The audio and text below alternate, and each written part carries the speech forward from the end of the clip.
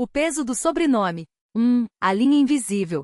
Aline Vasconcelos, 38 anos, tinha mãos que sabiam duas coisas: consertar máquinas e esconder tremores. Desde os 16, quando seu pai, Antônio, lhe ensinou a desmontar o primeiro torno da metalúrgica da família, ela soube que aquele seria seu lugar. Não pelo sangue, embora o sobrenome pesasse como chumbo, mas porque entendia a linguagem das engrenagens melhor do que a dos humanos. A Vasconcelos e Filhos completava 60 anos naquele outubro, e o galpão envelhecido no bairro de Vila Leopoldina, São Paulo, respirava óleo e memória. As paredes, cobertas por fotos amareladas de Antônio ao lado de funcionários já mortos, observavam Aline enquanto ela ajustava a última peça da linha de produção. Seu cabelo preto, sempre preso em um coque desleixado, escapava mechas sujas de graxa. Não usava aliança. O noivado com Rafael, o engenheiro de Sorocaba, durará apenas até ele perceber que ela amava mais as máquinas do que a ideia de um lar. Seus dois irmãos, no entanto, tinham outros talentos.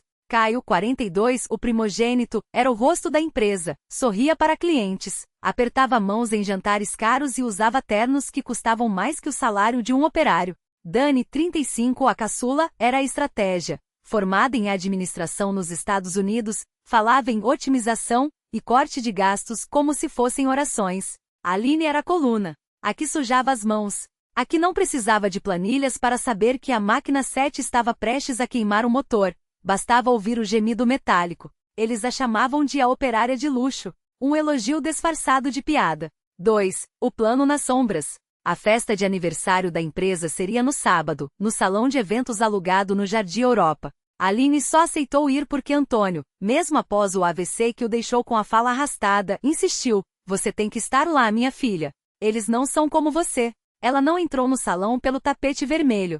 Chegou pela porta dos fundos, ainda com as botas de segurança, e foi direto para a cozinha ajudar os funcionários a descarregar as bandejas. Foi ali, entre pratos de estrogonofe e garrafas de espumante, que ouviu a primeira frase que desmontaria tudo. O advogado já redigiu. Só falta a assinatura do pai. Era a voz de Dani, abafada pelo barulho dos talheres. Aline congelou, a mão ainda segurando uma travessa de inox. E se ela não aceitar? Caio riu, um som seco.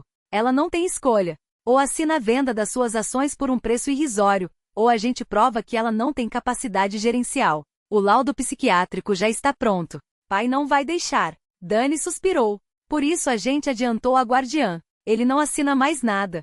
O sangue de Aline esquentou como óleo em uma panela. Guardiã. Eles tinham conseguido que um juiz declarasse Antônio incapaz. E agora, com o controle total, planejavam expulsá-la, não só da empresa, mas do sobrenome. Ela deixou a travessa cair. O barulho atraiu olhares, mas ninguém percebeu o terremoto dentro dela. 3. A Guerra dos Vasconcelos.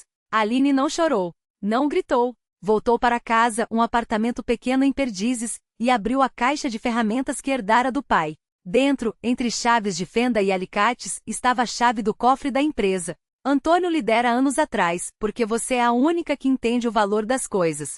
Às 3 horas da manhã, ela estava no escritório da Vasconcelos e Filhos, iluminada apenas pela luz fria do computador. Os arquivos digitais confirmaram. Dani havia transferido fundos para uma offshore nas Ilhas Cayman. Caio falsificara relatórios para inflar dívidas. E o pior, o laudo psiquiátrico era real, assinado por um médico amigo deles, diagnosticando Aline com transtorno obsessivo-compulsivo grave, baseando-se em depoimentos de funcionários subornados. Eles me chamam de louca porque eu prefiro a verdade das máquinas à mentira deles. Pela primeira vez, Aline entendeu que não bastava ser competente. Precisava ser cruel. 4. O contra-ataque.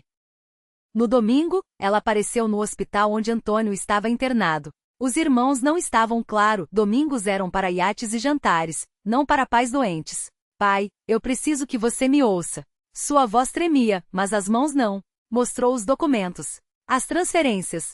O laudo falso. Antônio, com os olhos úmidos, segurou sua mão com força surpreendente. Você sempre foi a mais forte, Aline.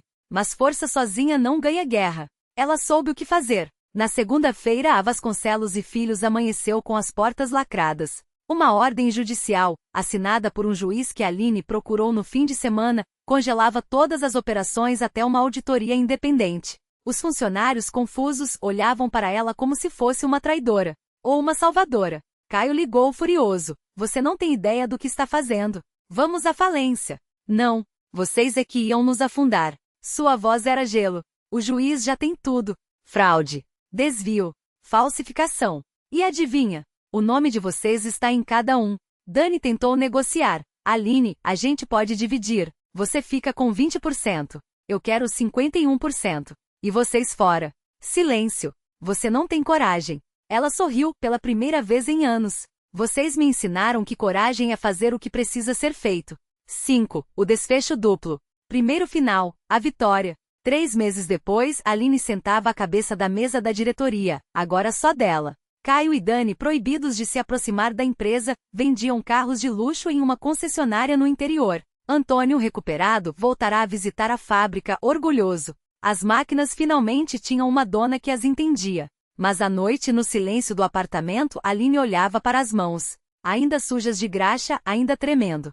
Ganhar não era o mesmo que ser feliz. Segundo final, a queda. O juiz revogou a liminar. Caio e Dani tinham conexões que Aline não podia combater. Em uma semana, ela foi demitida. A reestruturação, disseram. Os funcionários com medo viraram o rosto quando passou. No último dia, Aline entrou no galpão vazio. Desligou todas as máquinas, uma a uma, como se as colocasse para dormir. Depois, pegou a caixa de ferramentas do pai e saiu pela porta dos fundos. Nunca mais voltou. Reflexão. Às vezes, o peso de um sobrenome é mais pesado que o aço. E há quem prefira carregá-lo sozinha a dividir com cobras. A sombra do aço.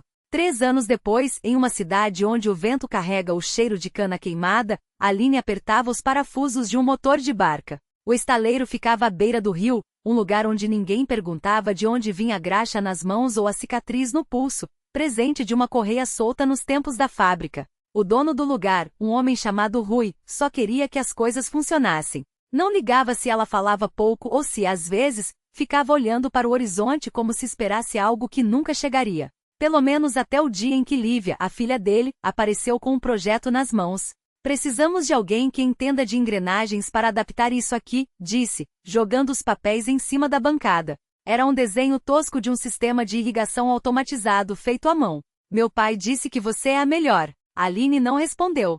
Só virou a folha e viu no canto, um selo que não deveria estar ali, a marca da antiga fábrica estampada como um fantasma. Lívia notou seu rosto fechar. Ah, isso? Comprei de um sucateiro. Ele disse que era de uma fábrica falida no sul. Tem mais peças, se precisar. Aline engoliu em seco. Não era coincidência. Alguém tinha vendido os restos do que um dia foi dela. Naquela noite, ela foi até o depósito onde as peças estavam guardadas. Entre ferros retorcidos e caixas enferrujadas, encontrou o que não queria ver. A placa de identificação da máquina 7, a mesma que seu pai tinha consertado no último dia de vida. Alguém tinha arrancado o painel de controle, mas o corpo dela estava lá, intacto, como um animal abandonado. E então ouviu passos. Sabia que você ia aparecer, disse Lívia, encostada no batente da porta, os braços cruzados. Rui me contou que você sumiu de um lugar sem nem pegar suas coisas. Que tinha uma fábrica, uma briga, não sei. Aline não se virou. Não é da sua conta. É, se você for a única pessoa que pode fazer esse projeto funcionar. E pelo jeito, essa máquina aqui tem a ver com isso. Silêncio. Só o barulho do rio batendo nas estacas do cais. Eles venderam tudo, Aline finalmente falou, passando os dedos pela chapa fria. Até o que não era deles. Lívia se aproximou, mas não tocou em nada. E você quer de volta? Não era uma pergunta sobre ferro. Era sobre algo muito mais perigoso. Aline respirou fundo. O cheiro de óleo queimado ainda estava ali, 3 anos depois, como se a máquina guardasse memórias. Não, ela mentiu. Mas vou precisar de um maçarico. O peso das chaves que não abrem mais nada. Lívia não insistiu. Sabia reconhecer uma parede quando batia nela. Mas também sabia que sob a indiferença de Aline, havia algo que pulsava, não raiva, não saudade, mas uma espécie de fome. Algo que só se saciava com fogo. Tem um na oficina do porto, disse, afastando-se para deixar espaço. Mas vai ter que negociar com o velho Theo. Ele não empresta nada sem garantir que vai voltar inteiro. Aline riu baixo, um som seco como ferrugem. Ele ainda acha que eu roubei aquelas peças em 2019. Você roubou. Emprestei. Com intenção de devolver. Lívia cruzou os braços, observando enquanto Aline desmontava um painel lateral da máquina com movimentos precisos, como se estivesse operando um corpo que conhecia de memória. As mãos não tremiam, mas os dedos apertavam demais as ferramentas, branqueando nas juntas. Por que essa, Aline? Tem dezenas de modelos mais novos no galpão da universidade. Menos complicados.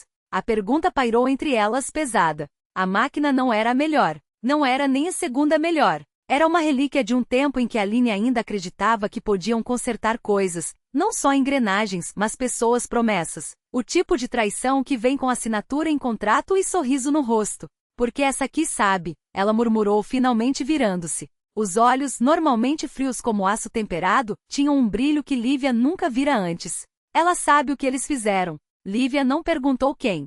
Não precisava.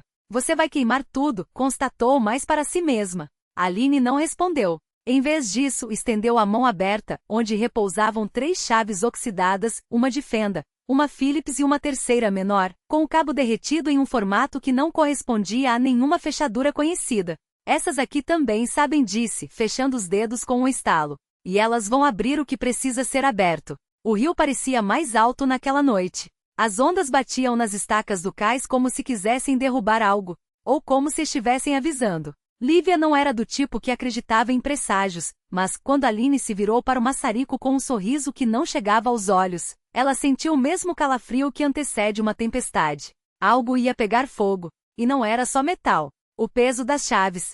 O cheiro de querosene subia em espirais, grudando na garganta de Lívia como uma promessa. Ela observou Aline ajustar a válvula do maçarico, os dedos ágeis apesar da tensão que endurecia seus ombros. Não era a primeira vez que via aquela expressão, um misto de determinação e algo mais escuro, como se a outra mulher estivesse prestes a cortar não só metal, mas também um nó que há anos a sufocava. Você não vai me dizer o que são essas chaves?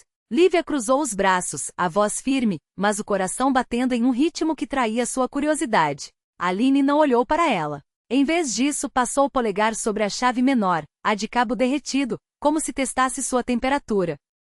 São o que sobrou quando o resto virou cinzas, respondeu por fim. E cinzas, você sabe, não mentem.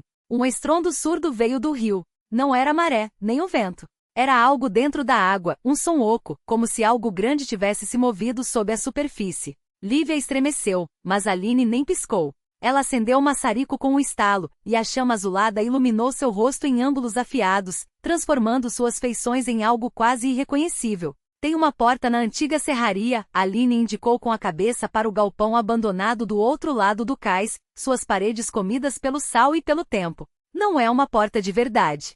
É um acordo.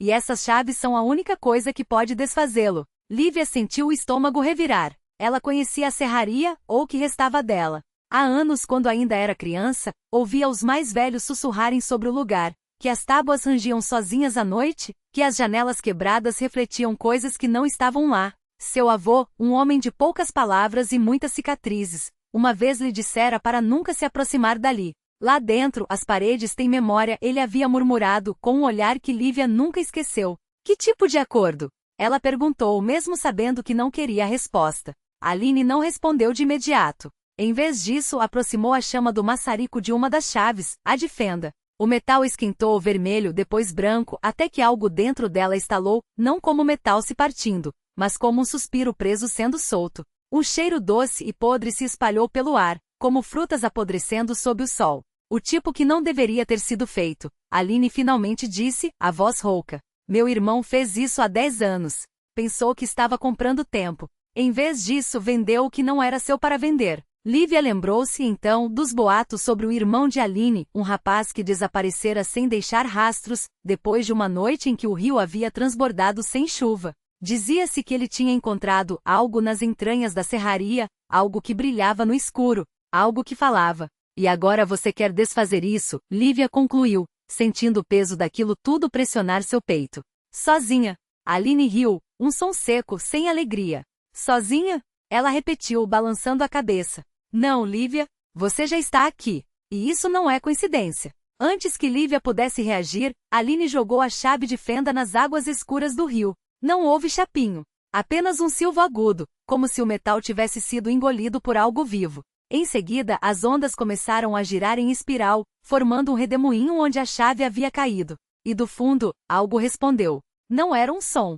Era uma vibração, uma pressão nos ossos, como se o ar tivesse se tornado denso demais para respirar. Lívia levou a mão ao peito, sentindo o coração bater contra as costelas como um pássaro preso. Aline, por sua vez, não se moveu. Ela apenas observava o redemoinho, os lábios movendo-se em palavras que Lívia não conseguia ouvir. Você sabia que isso ia acontecer, Lívia acusou, a voz trêmula de raiva e medo. Sabia, Aline admitiu, finalmente olhando para ela. Mas não sabia quando. E agora que começou, não pode parar. Não sem nós duas. Lívia queria gritar, correr, jogar o maçarico na água e fingir que nada daquilo estava acontecendo. Mas algo em seu peito, algo antigo, que ela nem sabia que existia, reconheceu aquele momento. Como se sua própria história estivesse entrelaçada com aquelas chaves, com aquele rio, com a sombra que agora se movia sob as águas. O que acontece se a gente abrir essa porta? Ela perguntou, já sabendo que não havia volta. Aline sorriu, desta vez com os olhos também. Um sorriso triste, quase piedoso. Aí, minha cara, a gente descobre o que eles têm guardado todo esse tempo. E por que 10 anos atrás, meu irmão preferiu sumir a ficar para ver. A correnteza arrastava segredos mais pesados que pedra. Lívia apertou os dedos em torno do maçarico, sentindo o metal frio queimar sua palma como um aviso. O rio, antes um murmúrio, agora parecia respirar. Lento, deliberado, como se soubesse que elas estavam prestes a rasgar uma cortina que não era feita de tecido, mas de tempo. De mentiras. Seu irmão, ela começou, mas a voz falhou. Não era uma pergunta. Era um lamento. Porque se Aline tinha medo daquilo, o que restava para ela, que nem ao menos sabia o nome do jogo? Ele não sumiu, Aline corrigiu, ajoelhando-se na lama para pegar uma pedra lisa, quase perfeita. Ele foi chamado. E quando percebeu o que era, preferiu cortar os próprios laços a arrastar a gente junto. Ela tirou a pedra na água. O som do impacto ecoou como um tiro. Mas eles não desistem, Lívia. Nunca desistem. Um arrepio subiu pela nuca de Lívia. Não era o vento. Era a certeza de que ali, entre as árvores retorcidas e o cheiro de terra molhada, algo as observava. Não com olhos. Com expectativa. E se a gente não abrir? Ela tentou, embora soubesse a resposta antes mesmo de terminar a frase. Aline riu, um som seco, sem alegria. Já abrimos. Ela apontou para o chão, onde a lama havia se aberto como uma boca faminta, revelando degraus de pedra cobertos por musgo e algo que brilhava como ossos sob a luz da lanterna. O momento em que você aceitou vir aqui, a porta já estava entreaberta. Agora é só uma questão de ver o que sai ou o que entra. Lívia engoliu em seco. O maçarico pesava como uma sentença em suas mãos. E se for algo que a gente não pode controlar? Desta vez, Aline não sorriu. Ela apenas estendeu a mão, aberta, como se pedisse não um aperto, mas um juramento. Então a gente quebra as regras.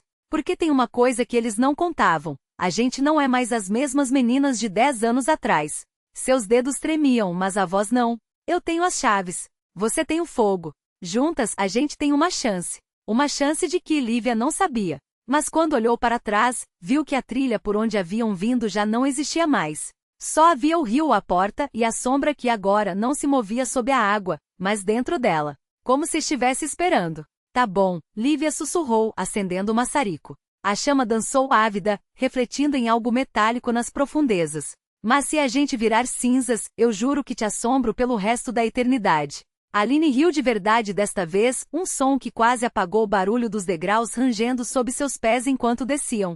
Combina. Ela encostou a chave na fechadura. E o mundo parou de respirar. A porta não se abriu. Ela se desfez. Não em lascas de madeira nem em poeira, mas em lembranças. O cheiro de terra molhada depois da primeira chuva que viram juntas. O gosto do sangue quando Lívia quebrou o dente aos 7 e Aline mentiu para a mãe dizendo que tinha sido um tombinho de bicicleta. A música que tocava no rádio na noite em que prometeram nunca se separar. Tudo isso girava no ar como cinzas douradas, grudando em suas peles, entrando pelos poros. A gente já tá dentro, Aline percebeu, e sua voz era agora um eco distorcido, como se falasse de dentro de um copo de vidro. O rio atrás delas não existia mais. Nem a sombra. Só um corredor infinito de portas, cada uma com uma chave diferente pendurada no trinco. Algumas brilhavam, outras choravam ferrugem. E no fundo não havia luz, mas um silêncio tão denso que doía. A gente não tá aqui para escapar, Lívia entendeu finalmente. A gente é a escape. Aline assentiu, os dedos ainda tremendo, mas agora por algo maior que medo. Elas sabiam, sem precisar dizer, aquelas portas eram todas as escolhas que não fizeram. Os e se que carregavam como pedras no bolso. A chave na mão de Aline não abria caminhos e fechava os que já haviam se perdido. Com um suspiro que foi também um riso, Lívia jogou o maçarico no chão. A chama se espalhou em espiral, devorando as portas uma a uma, não com fogo, mas com aceitação. As lembranças queimavam em cores vivas. O dia em que Aline roubou um batom da mãe e passou em Lívia, para ver como ficava. A vez que Lívia segurou a mão da amiga no velório do cachorro, os bilhetinhos trocados na escola com desenhos de corações furados por flechas. Quando só restou uma porta pequena de madeira desgastada com uma chave de latão que parecia ter sido lambida pelo tempo, Aline a encostou no trinco. Não girou. Caiu como um dente de leite. Do outro lado não havia nada. E era tudo. Porque de repente estavam de volta à beira do rio, 10 anos mais novas, os pés descalços na água, rindo enquanto Lívia tentava ensinar Aline a pular pedra. Só que desta vez, quando olharam para baixo, não viram reflexos. Viram si mesmas ali mesmo, duas meninas de mãos dadas, descendo a trilha que levava à porta. A gente sempre soube, Aline murmurou, sentindo o peso da chave no bolso, que não estava lá. Que a gente não estava fugindo de nada, Lívia completou, acendendo um fósforo que não existia. Tava fugindo para algo. E quando a chama apagou, o rio continuou fluindo. A sombra continuou esperando. E algures, em todas as linhas do tempo onde aquelas duas meninas existiram, uma porta se fechou sozinha, com um clique suave. Não era um final. Era um recomeço que sempre esteve lá.